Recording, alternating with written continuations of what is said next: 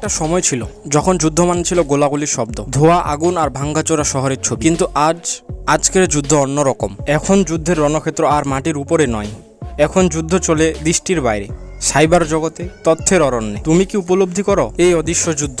যুদ্ধ নেই কোনো মুখোমুখি সংঘর্ষ, কিন্তু ক্ষতিটা গভীর, ব্যাপক এবং অদৃশ্য। বিশ্ব কি শান্তির পথে এগোচ্ছে নাকি গাঢ় অন্ধকারের দিকে ধাবিত হচ্ছে? এই প্রশ্নের উত্তর খুঁজে নেওয়ার জন্য আমাদের যাত্রা শুরু।